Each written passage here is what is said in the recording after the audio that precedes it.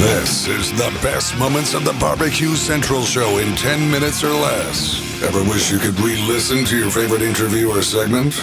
Do you enjoy hearing older shows for the first time in years? Then the best moments of the BBQ Central Show in 10 minutes or less is just what you need. Thanks for listening and enjoy the show. Greetings, my friends. So happy to tell you, today's show is being brought to you by The Butcher Shop, purveyors of highly sought-after 100% Australian non-crossbred Wyvera 9 Plus briskets, and as always, they're handpicked just for you. Do you know The Butcher Shop has been retailing the finest meats for more than 15 years? And every week, they're shipping out competition-quality meats to many of the biggest teams in the competition scene across the nation. Simply put, teams who use The Butcher Shop win, and they win often. Even if you're not a competitor, you deserve the finer cuts in life. Great news for you. The Butcher Shop is shipping some of the finest prime, dry-aged Australian Wagyu and Japanese Wagyu steaks to people just like you and me who aspire to be the kings and queens of the cul-de-sac. There's no excuse for you not to try it this year. You know, the Butcher Shop is also shipping some of the finest Berkshire, Compart Duroc, Allegiance Duroc, and Prairie Fresh all-natural pork. It is in stock, and again, it's hand-picked just for you. Let's review. The best competition briskets, they got that. The best pork selection, they got that. Giving you better overall options to cook at home, they got that. So give the Butcher Shop a call today, 850-458-8782. That's 850-458-8782. You mentioned the BBQ Central Show. They're giving you 10% off your entire order each and every time. Also, you go check them out on Facebook, facebook.com/The Butcher Shop, shop spelled SHOPPE. The Butcher Shop, home of the 100% Australian non-crossbred Wyvera 9 Plus briskets. And today we're going to take a jump back to 2014. Greg's going to catch up with CB. If you don't know who CB is, I'm going to let this roll a little long, and we'll get to know him, because I think he might be one of my upcoming nominees. Don't want to spoil anything. Here, let's go.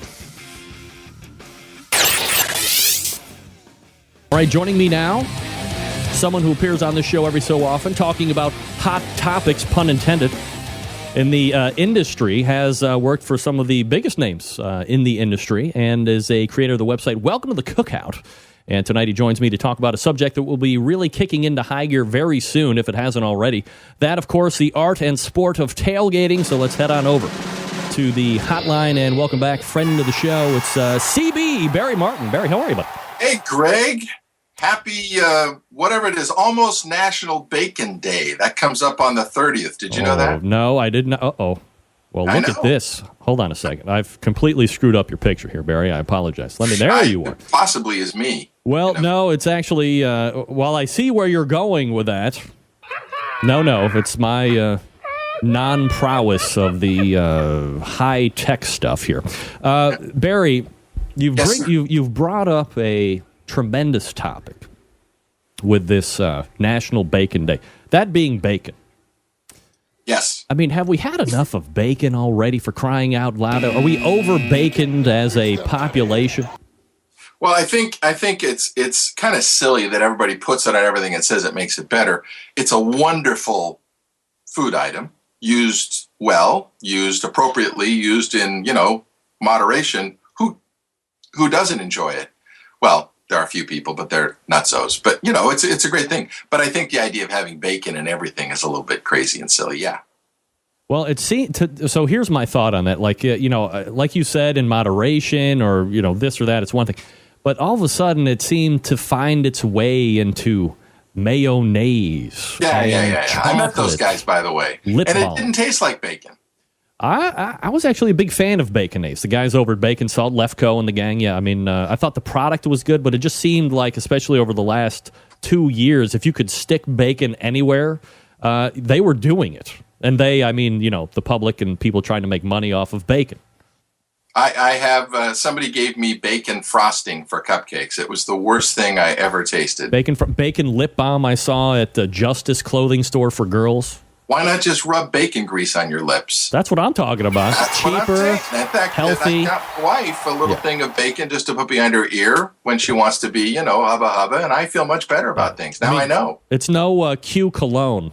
Oh, boy. Well, and anyway, it's National Bacon Day. Last year, as a joke, we did a poetry contest on Welcome to the Cookout and got some hilarious responses. And so this year, we decided to do it again, and we'll give away some prizes. I have no idea what they'll be, because who cares? It's a prize, and you won.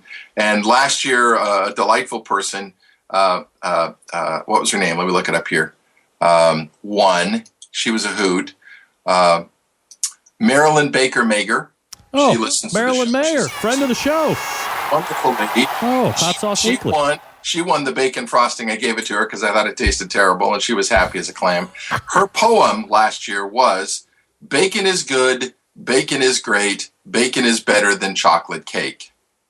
Uh-oh. I think that pretty much tells you the caliber of poetry that was submitted. But over at Welcome to the Cookout, we're having some fun with our poetry contest again this year. So you're welcome to enter it just as a hoot.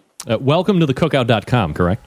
Indeed. And in fact, there have been some changes there. When you get there, you will see there's a new lineup, and they're offering a whole bunch of tailgating recipes. I have somebody good person, Robin Lindars, Grill Girl, is now part of Welcome to the Cookout. Scott Thomas of Grill and Fools is now part of Welcome to the Cookout. Our good friend Chris Grove of Nibble Me This is now part of Welcome to the Cookout. We have, I think, somebody who's just a fabulous cook and going to be a star. Her name is Keita Roberts. She is Girl Carnivore. She's part of Welcome to the Cookout. And I don't know if you've spoken with Julie Reinhardt. Oh, sure. Years ago, Barry. She's an old friend. Yeah, she's a good lady. She's part of it. And Lene Beth Oxley, who you know well. Sugars, yep. Is our barbecue consultant. So she doesn't write, she doesn't post, she doesn't take pictures, she just cooks. She doesn't mess around. And she's going to wade in once in a while with some commentary, and we'll be taking care of that. And we're going to be adding a few more people. So Welcome to the Cookout is going to be a welcoming place. You're welcome to be there. We'd love to feature your show there too. It's a place for people to come and find resources. Nice folks. Yeah. So thank you for letting me pitch that. A resource, not snobbery, not it's all about competition or do this or do that or you suck. It's everybody's welcome. Get in the smoke, right? Answer questions. Everybody's a nice person, and our goal is to help people just be better cooks. Then they can go off and do whatever they want with it. But there are a lot of basic questions that people are afraid to ask. And so this week we're doing a whole bunch of tailgating recipes. And Robin Lindars, who is no goofball when it comes to cooking. I mean, wasn't she on the Today Show recently? Debatable. But her recipe this week is s'mores. Did you know s'mores are the #1 dessert cooked over barbecues? No, I figured it may be peaches or perhaps even pineapple. No, s'mores. It's like backyard barbecue s'mores. Well, that makes sense. For tailgating. Scott Thomas shares a whole bunch of stuff about staygating. Have you ever done any staygating? No. Is that where you tailgate in your backyard while you're watching a game? The TV outside, you sit around, watch it when your team's away from home. So tailgating is a lot of fun. Here in Seattle, I lived on the water and in a floating home. People call them houseboats, but it was a little shack on logs, kind of like Sleepless in Seattle. And I lived just about a quarter mile or so from the University of Washington Husky Stadium.